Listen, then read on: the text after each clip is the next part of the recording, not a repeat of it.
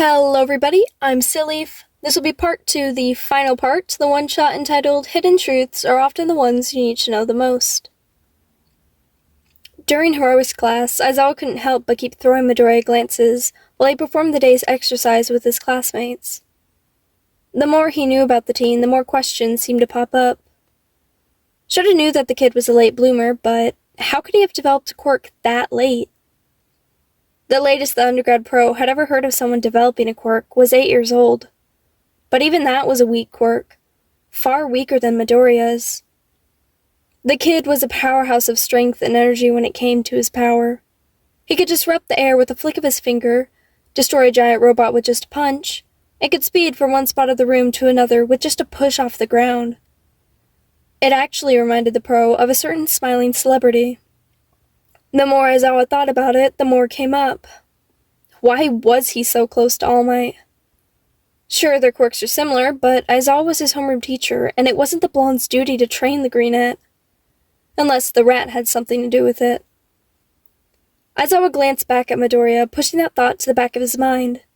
He could deal with the annoying blonde later. Right now, he needs to help his problem child. Izuku was talking with Todoroki as he wrote frantically in a notebook that seemed to be waterlogged and burned. Shota silently wondered if that was due to Bakugou. A lot of things in the greenette's behavior seemed to stem from the blonde. The way he flinched at fast movements or loud noises. The way he splutters from praise, as if not used to it. And the way he shrinks back when people look at him for just a bit too long. And although he wants to help his student, the underground pro needs to do it carefully. He doesn't want to scare the kid off before he even gets the chance to get close to him. Midoriya would be very skittish with new people, but after he got to know them, he'd open right up, and could practically magnetize anyone to him. He drew everyone in with his drive to do better, and caused everyone around him to have the same mindset. Aizawa couldn't help but admire that quality in Midoriya. It was rare to see someone so young have such a profound impact on their peers. Even Bakugou, with his rough exterior, seemed to be influenced by Midoriya's relentless determination. Even if the explosive boy didn't think so. Aizawa knew that this kind of leadership was invaluable, especially in a profession as demanding and dangerous as hero work. It gave him hope for the future, knowing that someone like Midoriya was striving to be the best hero he could.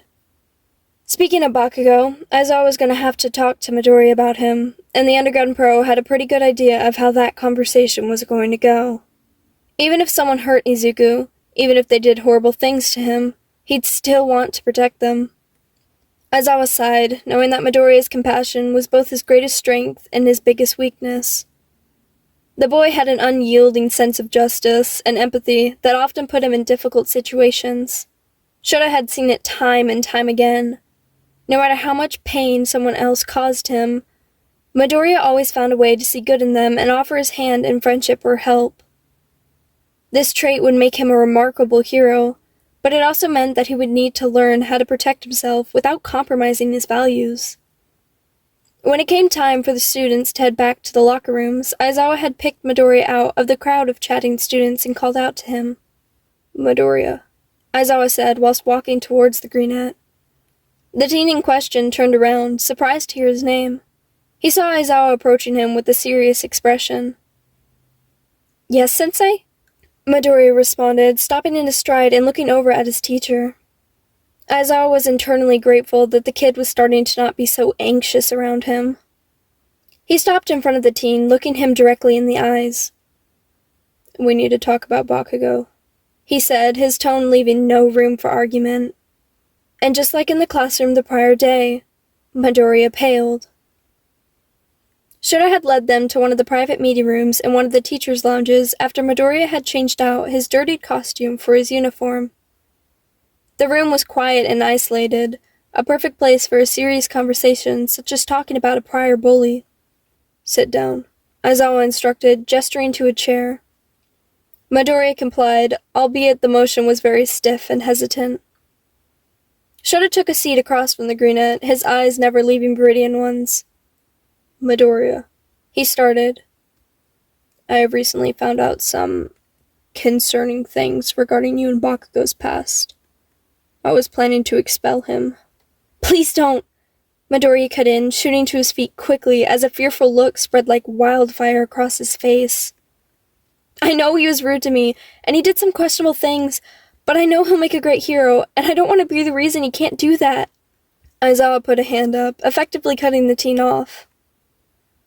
Midoriya, I'm aware you want to protect him, and I know he'll make a great hero. That's why he's still in class with you. However, I'm not just going to overlook the things he's done, as what he's done to you is far worse than just being rude. That would be illogical for one, and for two, I don't want to release another endeavor into the world. He paused as he watched Midoriya sink back down into his seat, a grim expression plastered onto his face. Aizawa sighed. As I was saying earlier, I was planning to expel him. Nezu told me to talk to you first. The thought of Bakugou being expelled because of his past interactions with Midoriya weighed heavily on the teen. That much was clear, based on the reaction he was getting. The greenette was stiff and pale, as if about to collapse. Shota could feel something unpleasant curl in his stomach, but ignored it for now and pressed on. Midoriya, I need you to understand that this isn't about punishing Bakugou out of spite. It's about ensuring that he learns from his mistakes and becomes a better hero because of it. Ignoring his behavior won't help him grow.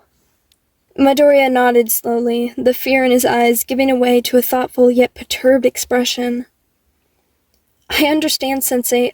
I don't want him to lose his chance because of me. Aizawa leaned back in his chair, taking the teen's words into consideration. And he won't, as long as he shows that he's willing to change. This is an opportunity for you both to grow. You need to learn how to stand up for yourself, and Bakugou needs to learn the impact of his actions. Izuku took in a deep breath, his expression one of determination, but at the same time, dread. I'll do my best, Sensei. Aizawa gave a small nod. That's all I asked, Midoriya. When the next day rolled around, Aizawa seemed more tired as he pulled himself out of bed. He was not looking forward to the conversation that was to come with his temperamental student. The weight of the upcoming conversation with Bakugou loomed over him like a dark cloud. He knew it wouldn't be easy to get through to his fiery student. As he made his way to UA, he mentally prepared himself for the confrontation. Bakugou was talented, no doubt, but his temper and past actions needed addressing. Aizawa was determined to help him become the hero he had potential to be, but it wasn't going to be a smooth ride. Arriving at the classroom, he took a deep breath before entering. The students were bustling with their usual energy, but Aizawa's eyes immediately sought out Bakugou instead of calming his students down. He caught the boy's eye and motioned for him to follow. Bakugou, we need to talk, Aizawa said, his tone leaving no room for argument. The teen's eyes narrowed, but he complied, following Aizawa to the same private meeting room where he had spoken with Midoriya the day before. Once they were seated, Aizawa didn't waste any time. Bakugou, we need to address your behavior. I know you're capable of being a great hero, but your actions towards Midoriya's and others can't be ignored. Bakugou's fist clenched. The fuck are you? I looked into Aldera recently, and a few past behaviors came up regarding you and Midoriya. Bakugou's reaction was small, a slight pause, but that was all the underground pro needed to see in order to know that the blonde didn't enjoy talking about his prior actions. This isn't about punishment, Aizawa continued, his voice steady. It's about growth. You need to understand the impact of your actions and learn from them. Bakugou's gaze hardened, a flicker of understanding crossing his face amongst the sea of anger. I get it, Sensei, he muttered with clenched teeth. Shona nodded. I'd originally planned to expel you. However, Midoriya has asked me not to. At his words, the angry teen's understanding completely disappeared, replaced by more anger and a hint of confusion. I don't need Deku's fucking input, he snapped. Shota raised an eyebrow. Bakugou, without him, I would have expelled you already. Katsuki gritted his teeth and glared at the pro, but decided to keep his mouth shut. Aizawa sighed, pinching the bridge of his nose in between his thumb and pointer finger. Bakugou, I understand you two don't have a good relationship, but I need you to understand this. He lowered his hand, leaning forward ever so slightly as he looked his student in the eye. If you do not show improvement, I will expel you, he concluded in a stern tone. Bakugou's expression softened slightly, a mix of frustration and realization crossing his face. He knew deep down that Aizawa was right, even if he didn't want to admit it. Taking a deep breath, he finally spoke. Fine. The teen bit out. I'll work on it, but don't expect me to be all buddy-buddy with Deku. Aizawa nodded, acknowledging his student's response. I don't expect you to be best friends, but I do expect you to respect each other as classmates and future heroes. Now regarding your punishment.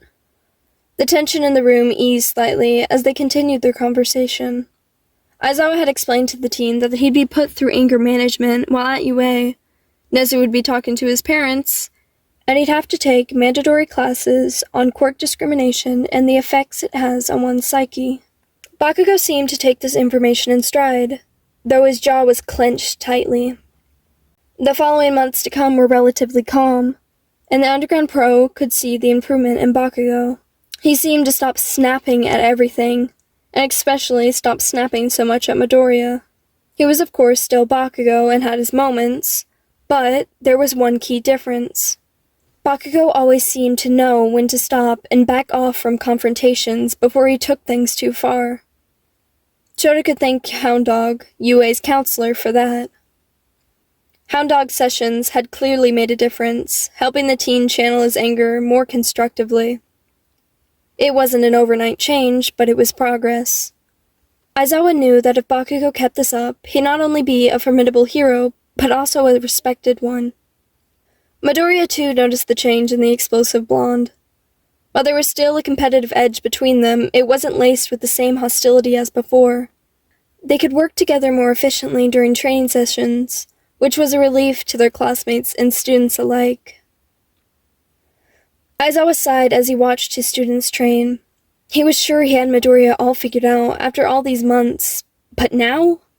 Now he wasn't so sure. Class 1A was currently in a training match against 1B. It was going well, all things considered, with the rivalry the two classes had against one another. Emphasis on the was going well.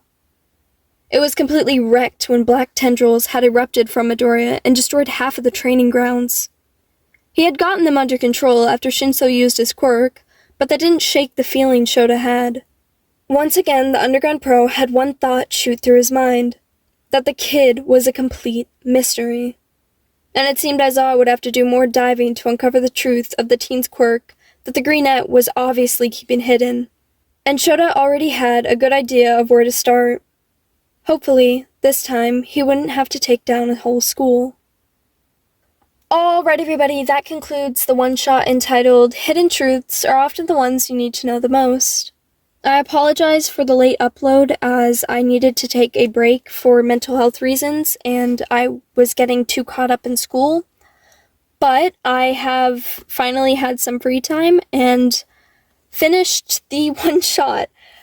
But if you hear anything in the background of this video, it is because I am currently sitting in my car as I record this because my house was too loud.